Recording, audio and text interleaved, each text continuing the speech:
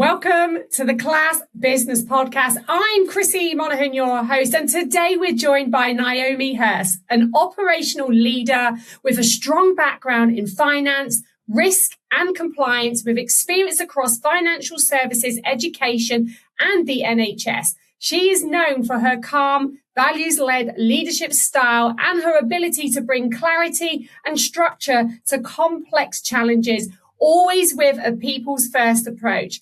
Outside of her professional role, Naomi is passionate about community, supporting young people through programs like Youth Speaks and serving as a school governor, championing well-being and opportunity. She's also a judge for the Class Business Awards, recognizing businesses that create real impact through creativity, learning and community. I'm excited about having this conversation with Naomi, so let's dive in. Naomi, it's absolutely amazing to have you here with us today. For everyone that's listening online or watching us on YouTube, tell everyone who you are, what do you do, and where do you do it? Naomi Hurst, and I'm currently consulting with 2 alternative provision providers working with young people, helping them with their finance and operational support on a consultancy and interim basis. And previously, I've been head of operations for a business lender. I've worked in risk, compliance, finance, and some of those really interesting things. Well, it does sound really, really interesting. So what did your when you say operations, like what does that entail?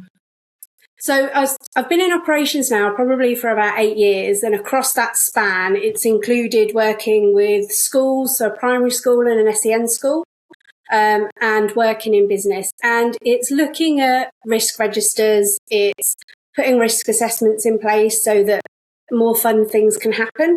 It's making sure that everything's running in the background, really. So you've got your front of house and your primary delivery, which might be lessons, it might be classes, it might be lending money to businesses. But really, it's what everything that sits behind that and makes that tick, makes it work well and makes it slick. So any HR processes, any governance, any IT things, the finance that sits behind it. But really, it's that day-to-day delivery and making sure that things can still go on. So the lights are on, the building's safe, everybody's where they should be. We know what we should be doing if there's a fire alarm and all of those things. It really is like the hub of the busyness of everything that allows the wonderful creative people to go and deliver whatever it is they need to be delivering. So operations usually sits as like a secondary part of a business. It's the back office. And it encompasses everything that isn't whatever your primary function is.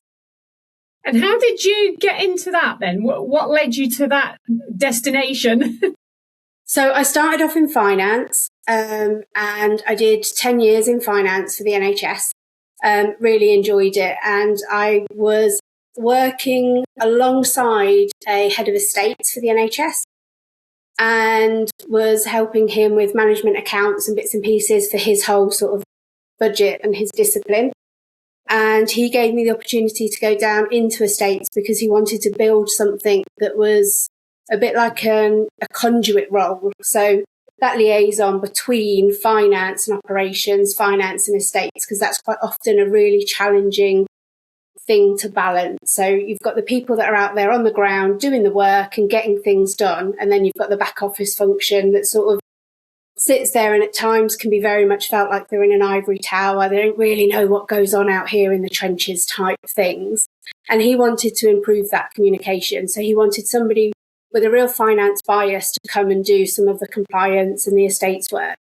That opened up a real opportunity for me in terms of compliance. So asbestos, Legionella, fixed wire, PAT testing, risk awareness, and reacting to sort of emergency calls in terms of keeping sites and operations going. So the NHS had about 98 sites as a mental health trust. So we would get phone calls in constantly about vaccine fridges that have perhaps gone down, and now you've got £100,000 worth of vaccine that could go out of date, could spoil because the fridge isn't working. We've got frogs in toilets, lots of different things, windows smashed, lights not turning on in a GP surgery, all of those kind of things. And it just opened up this whole world of operations. And from there, I was able to use sort of that skill and that experience and the small qualifications that I'd gained doing that to move into a school and balance the finance and the operations as a school business manager. And it's just built from there, really. Oh, that's okay. I understand how the transition's made. So finance, did you train to be did you love maths when you were a kid? Did you train up into that area, or you just fell into that? So not so much a lover of maths, but I was okay at it. But I found there's a real logic and a real sort of methodology to maths that I really like.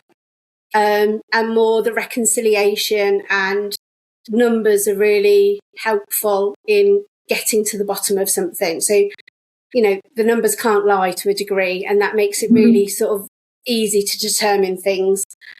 So when I moved to the Midlands back in 2004, I was lucky enough to find a job at entry level into the NHS as a purchase ledger clerk. And I'd been doing some finance and admin work previously, and they sponsored me through my AAT. So I was able to sort of achieve that qualification. And then in the NHS, they're very good at restructure. So you would often find yourself in different roles doing different things. So I never sort of stayed in one place. I managed to see the whole of sort of the discipline of finance, really, management accounts, treasury, sales ledger, purchase ledger. I was in and out of everything really over those 10 years. So it gave me a really broad knowledge of how things work and how things can work to work really well. And I just enjoyed it. And then I think the add-on then of being able to use and transfer that skill into operations as well and balance the two, for me, they just go hand in hand. I find it really hard at times to separate the two, because whatever you're doing operationally, it's going to impact the numbers, and whatever your numbers are is going to impact you operationally. And for me, they really are very blended.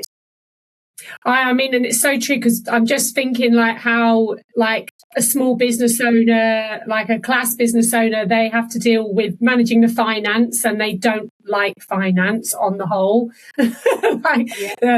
And obviously then you've got to deal with the operations and the logistics of obviously delivering their services. They're like one man, one women bands. What tips would you give in terms of starting with managing the finances? Because I agree with you, the numbers don't lie. I always say this in sales when I'm working with clients all the time, that, they try and skirt around the issue. And I'm like, but what do the numbers tell us? Because that will give you an indication of what's going on in the business. So, what tips would you give? Because obviously you've worked at a high level, dealing probably with big, massive budgets. I think really it's important to know your numbers and to know what you can give and what you can't. And, when we're talking about the classes that are being delivered, some of those are probably not going to be the most profitable of classes, but they're going to have the biggest impact. And if you know what you can give in that sense, then you can give as much of it as you possibly can. And I think that's a really important thing to know.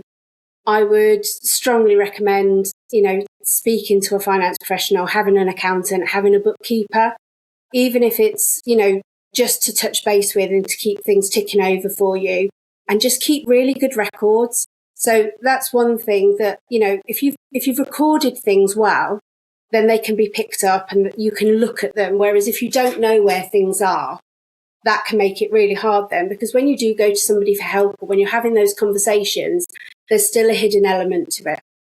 And it's the hidden element that will trip you up. So making sure that you've got things recorded. And, although delivering classes can be seen as a real creative element and a real creative space, and it's done by very talented people to be able to deliver whatever that is, they're the expert in that. There's a lot of organisation that goes in that. And I think there's a misconception that the people who are delivering these creative things aren't very organised or aren't capable of being very organised. But, if you've managed to get 30 parents to sign up to do something, you've got an element of organisation there and an element of skill. And so it's making sure then that you're trying to feed that little bit back into the business as well. And you can be out delivering all of those classes every single day and doing everything. But if you haven't got any time to collate stuff in the background, you're not really going to know whether or not you can afford something. So it might be an air mat for gymnastics. It might be, some props for a dance show. It might be costumes. It might be that you want to take part in the local carnival, but it's going to cost you some money. Not knowing your numbers is going to hold you back from some of those opportunities, because you might be sat there feeling like you can't afford something that actually, not only can you afford it, but the impact that it's going to do and the delivery for your business is going to really pay for itself in time. So it's sometimes that, try not to be too scared of those numbers and just get to know them really well. I see that day to day with businesses, particularly around investing in themselves to grow their businesses through courses and stuff that I teach. One of the first objections I will always get usually is I don't have the money. And I think it comes back to, again, it's like not knowing the numbers, not knowing what's coming in, pricing for profit initially, and understanding return on investment for like that risk. It's that risk, isn't it? It's building in risk into the business. And I suppose you've probably seen that through all the work that you've done in schools and stuff. Yeah, and there's a balance between, a controlled risk can sometimes be one of the best things that we do. And in schools, a lot of the time, we talk about like a controlled risk might be taking children to a theme park where, there's the sense of anticipation and fear that you feel just before you go on a roller coaster is that sort of, is the checkpoint of something a little bit scary, but it's a controlled risk. And when you do it, a lot of the time you come off and it was like, that was amazing. Not for everybody every time, but a lot of the time you've given an opportunity, a thrill, something that you've enjoyed and an experience to take back.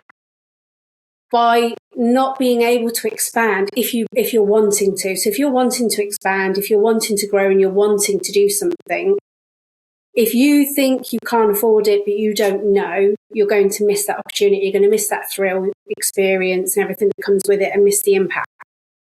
But also by knowing those numbers and getting to know them, by understanding them and understanding what you're delivering and where you have got space and where you have got time, what you might be able to have the conversation around is, do you know what? I can't do that now, but in 3 months' time I could. All of a sudden you can start to prepare and build. And with that, what you're doing is you're building resilience and you're building robustness into your business. That means that you're going to continue delivering, you're going to continue impacting lives in a positive way, and you're going to help support other businesses, and you're going to help to do a lot more within your community. So it really is sometimes that risk, and it's not for everybody all of the time, and you can't do everything all of the time. But I think the first thing then is to decide what's really important to you and what really matters, and then go for that. And if you can't afford it now, what can you do in order to afford it in 3 months, in 6 months, in 12? If after 12 months you're going, do you know what, that's something I really want to do, but I still can't afford it after 12, can you go to 24 months? If you can't afford it after 24 months, why not? What should you be doing differently? And I think if you take it to that extreme of, do you know what, I'm never going to be able to afford that, but it really matters to me, then your numbers have told you the truth, and now you need to do something different. You need to adapt or pivot. You need to do something different, or, it's something that you really need to strongly consider. Why does it matter to you, and why are you going for it if it's something that's really out of reach? But I think with the businesses that I see, and, the businesses that we're all in touch with on a daily basis, nothing's really out of reach if you want to go for it. Yeah, there's always a way. But I feel like there was always this, people don't they first of all got to back themselves and believe that they can do it and they can achieve a result. They need to feel safe in that decision, don't they, in terms of making that decision to commit. And obviously, yes, it's the return on investment. And I suppose you probably saw that day to day when you were a business school manager, where you're having to make decisions about where budget's going, what the return's going to be, what the impact's going to be. And I think it's just, you've got to be able to weigh that all up. But like you said, if you do what you've always done, you're always going to get what you've always got. And sometimes you have to like pivot, you have to move, you have to adapt to thrive, basically, as a small business owner. Especially if that's what you want. If that's what you're wanting and that's what you're yearning for and that's what you believe you're capable of, then 100% that's what you should be going for and doing, and knowing those numbers and embracing them and understanding where you need to be lean and understanding where you've got a bit of fat and where you can push things a little bit. That will help you deliver much more, and it'll help you sleep better at night in a lot of occasions too. Yeah. And right now you're doing some consultancy work. Tell me a bit about that. So I was contacted through some of the connections that I've made on LinkedIn after I'd announced that I'd been made redundant. And it just happens that both of them happen to be alternative provision providers. So very different. There are similarities, but they are very different. And they're delivering services to young people, mainly who are perhaps not attending school, unable to attend school for a variety of reasons, and supporting and engaging with them for positive outcomes, and working with other local authorities and institutions is probably the right word, to try and support them with young children who are really vulnerable and who need additional support in order to make good life choices for the future. So it's engaging them through some trauma-informed work and through some sport between the two. Oh, that sounds really cool. And so the impact they're having is absolutely huge. It's exactly what these young people need. Oh, it's amazing. And that's why we're doing all the work that we're doing here for the Class Business Awards. And obviously you're Class Business Judge, which we're really excited about. So what was the link there that you thought, oh, I'd love to be part of that? I think at the moment, because I'm not sort of tied into a business as such, I was able to sort of put myself forward for something that wasn't necessarily tied to a business. And I think that's really hard when you're in a leadership team, but it's not your business, you're not the founder. It's hard to put yourself forward for some things because you can't represent the business for something that the business doesn't want or need representing for. So this was something that was personal for me. And that's what made it really exciting. So seeing that there's an opportunity to give recognition to the people that deliver classes to a variety of people, a variety of different types of classes, was really important to me. I really believe in the impact that creative spaces, that communities and classes can bring in terms of connection, safe spaces, opportunity to express themselves. And for me, it was that, I want to be involved in that. I want to be a part of the movement that's going to recognise all of that hard work, because these are businesses. And I think sometimes that's really forgotten, that there is a whole host of admin and paperwork that sits behind it. It's not, you only deliver a class 4 till 5 on a Tuesday. They're not just working 4 till 5 on a Tuesday. And so to be part of that felt really important personally for me. So it was a great opportunity, and the timing was fantastic that I was able to put myself forward and then be selected. Oh, well, it's amazing that you're doing it with us. And are you looking obviously when all the applications come in and the amazing Emma Hewitt will, coordinate this with all the judges, what are you looking for in terms of what from people actually applying? Is there anything you're particularly looking for? I think for me, it's about inclusion. It's about the impact that it's making on whoever they're delivering that to. And I think a lot of the time when we think of inclusion and impact, we think just of children. And I think when we're thinking of inclusion and impact, we need to think of everybody. That's the whole point of inclusion. So it's seeing how people do that, how they do it a bit differently maybe would be really nice to see. I think it's a glimpse really of something behind the scenes to see what they're putting in place and the difference it's making. And, on a surface level, it might just be kicking a ball. It might just be painting something or drawing a picture, but it's understanding the why are they doing what they're doing, what made them wake up and do that, and then the impact that they're delivering. So what would the community lose if they were to stop? Oh, that's so cool. Well, you're definitely going to get lots of impact and stories and everything else that everyone will be sharing. And if anyone wants to connect with you, to work with you, where's the best place where do you hang out? So other than local cafes and coffee shops, because I love a tea and a cake, on LinkedIn is the best way to get hold of me. I'm very responsive on there. I'm on there most mornings, most evenings. I try and post almost every day, and I post about risk and compliance and finance and the odd little, funny bit here and there if I can find it. So I post quite often, and I engage really well on there. So, I'm quite responsive to any messages and connection requests. Oh, amazing. So if anyone wants to connect with Naomi, head to LinkedIn and hit that follow button or connect button and pop her a message, and I'm sure she'd be delighted to hear from you. Naomi, it's been amazing to have you here today. I'm really excited for you to be involved in what we're building this year. And I'm looking forward to meeting you later on at the awards event on the 10th of October. Thank you so much for your time and sharing those tips on the numbers, like know your numbers, guys. And go and connect with Naomi if you want to touch base with her.